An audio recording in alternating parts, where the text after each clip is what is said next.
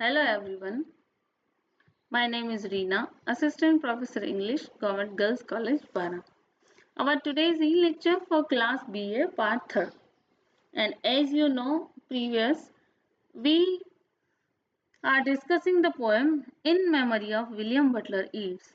And we have discussed the line-to-line explanation in video, 3 videos previously in our lectures, and this is the video fourth regarding this poem In Memory of William Butler Yeats, written by Weston Hughes Auden. So these are the next lines of this poem. Do we start now? I hope all of are all of you present here. So I think we can start. Okay. So ये हमारी अगली lines है इस poem की जो हम पढ़ रहे हैं।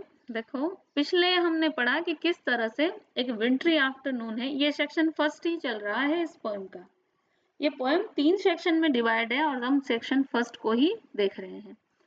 तो पिछली जो लाइन्स है उनमें हमने पढ़ा कि किस तरीके से उनकी कंडीशन खराब होती जा रही है विलियम बटलर ईट्स की, और अब आफ्टरनून के बाद में डिक्लेयर कर दिया है सबने कि विलियम बटलर ईट्स डेड हो चुके हैं और अब उनकी मृत्यु हो चुकी है। अब देखो क्या है आगे।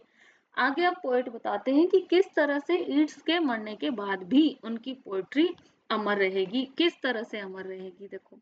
Now he is scattered among 100 cities.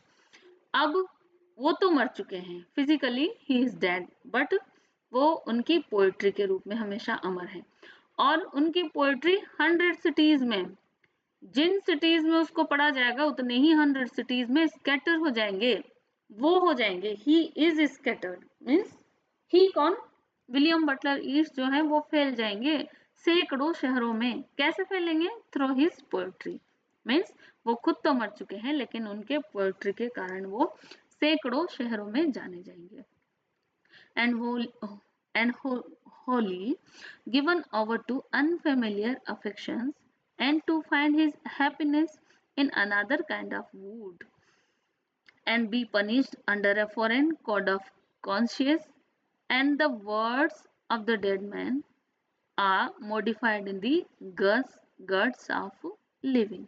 Means, in very first line of this extract, Auden says the poet is dead, but his poetry will be read in 100 cities. जैसा पहली लाइन में क्या कि पोएट तो मर चुके हैं परंतु उनकी जो पोएम है वो सैकड़ों शहरों में पढ़ी जाएंगी और उसके द्वारा विलियम बटलर ईट्स को जो है वो याद किया जाएगा। And in previous extract he has said जैसा previous इससे पहले वाली लाइन्स में पोएट ने कहा था that his poetry will now be judged by the admirers, कि अब उनकी कविता को जज कौन करेगा? उनके एडमिरर जो उसको पढ़ेंगे, तो वो एडमिरर्स जो पढ़ेंगे वही उनकी पोएट्री को जज करेंगे। And now his admirer will interpret his art. Interpret मतलब व्याख्या करना। मीन्स अब उनकी पोएट्री की व्याख्या कौन करेंगे? उनके एडमिरर ही करेंगे, उनके जो प्रशंसक है वही करेंगे। दस the poet Yeats has transformed according to the interpretation of his admirers. Means अब विलियम बटलर ईट्स की इमेज कैसी होगी? जैसे कि उनके प्रशंसक इंटरप्रेट करेंगे, जैसा उनके पोएट्री पढ़ने वाले लोग बताएंगे, वैसा ही विलियम बटलर ईट्स का कैरेक्टर याद किया जाएगा, याद रखा जाएगा। And in the above extract, the poet conveys that Yeats' poetry is spread far and wide over the countryside of the world, कि विलियम बटलर ईट्स की पोएट्री जो है वो संसार भर में पढ़ी जाएगी। And his poetry will be red in different parts of the world by the people unknown him. Means जो विलियम बटलर ईट्स को जानते भी नहीं ऐसे लोगों के द्वारा भी संसार के डिफरेंट पार्ट्स में इनकी पोएट्रीज को पढ़ा जाएगा। Means the poetry of Yeats will modify according to the likes and dislikes of his admirers। और उनके कविताओं को पढ़ने वाले, उनकी कविताओं के जो प्रशंसक हैं, उनके लाइक्स और डिसलाइक्स के द्वारा ही ईट्स के पोएट्री को और ईट्स के कैरेक्टर को मॉडिफाई किया जाएगा। Here Auden says in opening of this extract that Like the ashes of the dead may be scattered far and wide, similarly, his poetry will be scattered out the hundreds of cities. Means किसी dead body की जो Ashes होती हैं, जो उनकी अस्थियों की जो एशेज हैं, उसको ऐसे पूरे कई शहरों पे जैसे स्प्रेड कर दिया गया हो, बिल्कुल वैसे ही उनकी पोइट्री इतने ही सैकड़ों शहरों पे स्प्रेड हो जाएगी। मीन्स उनकी पोइट्री को सैकड़ों शहरों के लोगों द्वारा पढ़ा जाएगा और उनको क्रिटिसाइज किया जाएगा, उनके पोइट्री को भी उन्हीं लोगों के द्वारा मॉडिफाई किया जाएगा। And among the admirer of his poetry. In the second line of this extract, the poet says Yeats is now entirely at the mercy of the people. Means जैसा second line में कहा है, and wholly given over to unfamiliar affections to find his happiness in the another kind of mood. Means जो लोग उसको पढ़ेंगे, उनकी poems को पढ़ेंगे, उनके द्वारा ही पोएट को याद किया जाएगा, वैसे ही कैरेक्टरिस्टिक के रूप में ईट्स को याद किया जाएगा। मीन्स अब ईट्स मर चुके हैं, लेकिन अब वो लोगों की दया के ऊपर, मर्सी ऑफ द पीपल, जो रीडर हैं, जो एडमिरर हैं उनकी पोएट्री के, उनके ऊपर ही अब विलियम बटलर ईट्स का फेम डिपेंड करता है। So who did not know him, means ऐसे लोग जो कभी पर्सनली ईट्स को जानते भी नहीं, लेकिन फिर भी उनकी डेथ के बाद उनकी पोएम्स को पढ़ेंगे और ईट्स को जानेंगे, ईट्स के कैरेक्टर को जानेंगे, ईट्स के जीनियस, पोएटिक जीनियस को जानेंगे, उसकी पोएटिक आर्ट को पहचानेंगे। And they were me a stranger to him, but now they will modify and transform his poetry by their own sensibility. लेकिन वो ईट्स को नहीं जानते, लेकिन फिर भी वो ईट्स की जो जो पोएट्री है, जो उनका पोएटिक क्रिएशन है, उसको मॉडिफाई करेंगे, ट्रांसफॉर्म करेंगे देयर ऑन सेंसिबिलिटी, अपनी खुद की सेंसिबिलिटी से। So here poet uses the word affections. Affections means क्या है, देखो जैसा यहाँ इस एक्सट्रैक्ट की सेकेंड लाइन में हम पढ़ते हैं, and wholly given over to unfamiliar affections. Unfamiliar affections इसलिए, अनफेमिलियर तो इसलिए कि बहुत से लोग ऐसे हैं जो इनकी पोइट्री पढ़ेंगे, जो पर्सनली इसको कभी जानते भी नहीं, लेकिन इसकी पोइट्री को जज करेंगे। सो सॉरी, सो अनफेमिलियर अफेक्शन इसलिए यहाँ पे आया है। तो the word affection means readers sensibility, means reader अपनी खुद की सेंसिबिलिटी पर इनकी पोएट्री को जज करेंगे। लाइक्स, अपने खुद के लाइक्स और डिसलाइक्स से ये ईट्स की पोएट्री को मॉडिफाई करेंगे। In next line he says, और अगली लाइन में ऑर्डन कहते हैं, देखो अगली जो थर्ड लाइन है इस स्टेंजा की, इस एक्सट्रैक्ट की, to find his happiness in the another kind of wood. Another kind of wood का मतलब means his poetry will be read in unfamiliar countries by the unknown people. Another kind of wood, wood means जंगल, जंगल से मतलब यहाँ पे वो दूसरी जगह है, वो दूसरे स्थान जहाँ पे विलियम बटलर ईट्स को लोग पढ़ेंगे, जो बिल्कुल अननोन है, जो ईट्स से अनफेमिलियर है, लेकिन फिर भी इसकी पोएम्स को पढ़ेंगे। And next Auden writes the words like foreign code of conscious. Foreign code of conscious का मतलब means his poetry will be liked or disliked on the basis of the rules of conduct and art. means जो भी rule of, basic rule of conduct and art है, उनके ऊपर likes और dislikes से इसकी ईट्स की पोएट्री को जज किया जाएगा। तो ये कहा है foreign code of conduct, means जो लोग अननोन हैं, जो इसको जानते भी नहीं, वो भी इसकी पोएट्री को अपने खुद के लाइक डिसलाइक के अकॉर्डिंग जज करेंगे। तो यहाँ पे इस चीज के लिए ऑर्डन ने एक फ्रेज यूज किया है, foreign code of conscious. And these code of conduct and art are unknown to Yeats, but after his death sorry, but after his death कर लीजिए यहाँ पे, after his death his poetry is changed and transformed by the interpretations and which are put upon it by his readers and एडमिरर्स।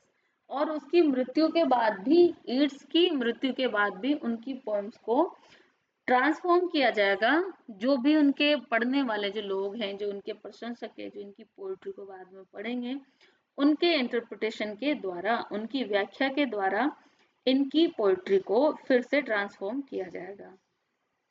तो ये हमारी lines थी। अब अगली लाइंस देखिए। But in the importance and noise of tomorrow, when the brooks are roaring like bees on the floor of bars, and the poor have the sufferings to which they are fairly accustomed. ये जो है अगली lines हैं। And each in the sale of is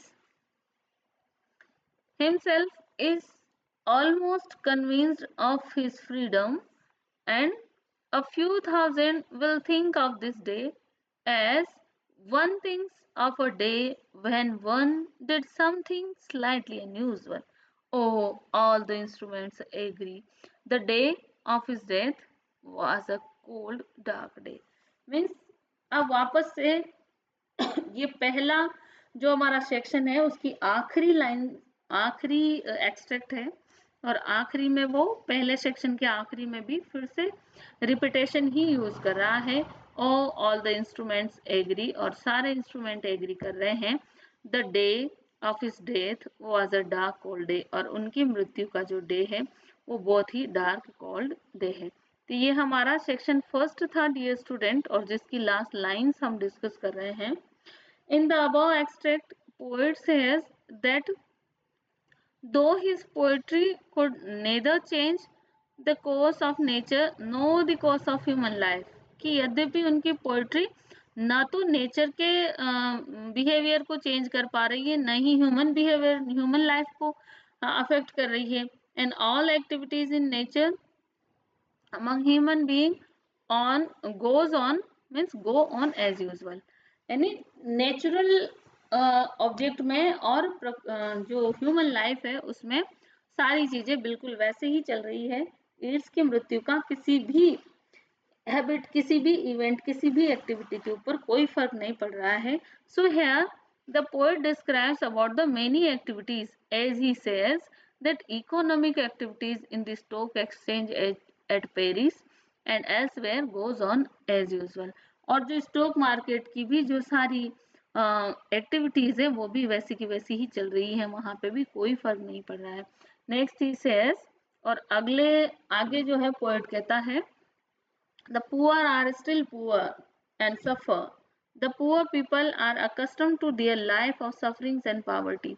means किसी पे भी कोई फर्क नहीं पड़ता, गरीब लोग गरीब ही हैं, वो अकस्टम्ड हैं अपनी लाइफ सफरिंग्स और पावर्टी में जीने को। And there is no change in their condition, और उनकी कंडीशन में भी कोई चेंज नहीं है।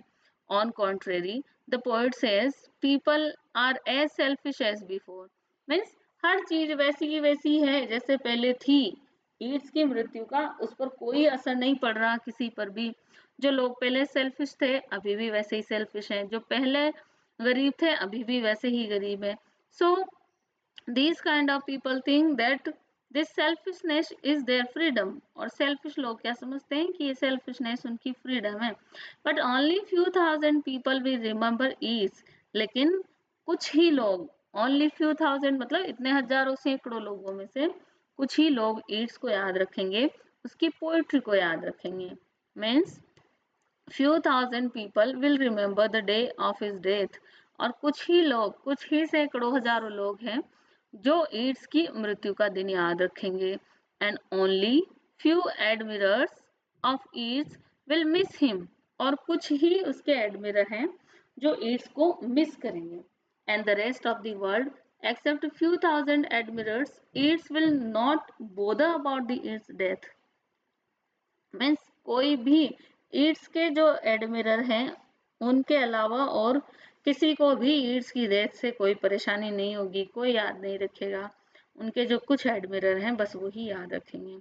सो they will go on their usual round of activities, और बाकी के लोग अपनी यूजुअल एक्टिविटीज जो है डेली की जिसे करते आ रहे हैं हमेशा से बिल्कुल वही करते रहेंगे। And next the last two lines of this extract constitute the elegiac reference, और लास्ट की जो दो लाइनें जो हमने देखी, O all the instruments agree, the day of his death was a dark cold day, ये जो लास्ट की लाइन है ये एक तरह से हमें रिफ्रेन, एलिजिक रिफ्रेन बताती है।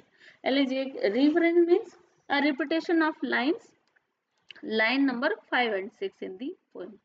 Means again the poet reminds here this was a dark and cold day. और यहाँ पे लास्ट में रिफ्रेन करने का मतलब कवि क्या कहना चाहता है कि वापस से हमें याद दिलाना चाहता है कि आज कितना डार्क कोल्ड डे है जिस दिन विलियम बटलर ईट्स की डेथ हुई, on which Yeats was died. और वो डार्क कोल्ड डे वाला जो विंट्री डे है जिस दिन विलियम बटलर ईट्स की डेथ हुई।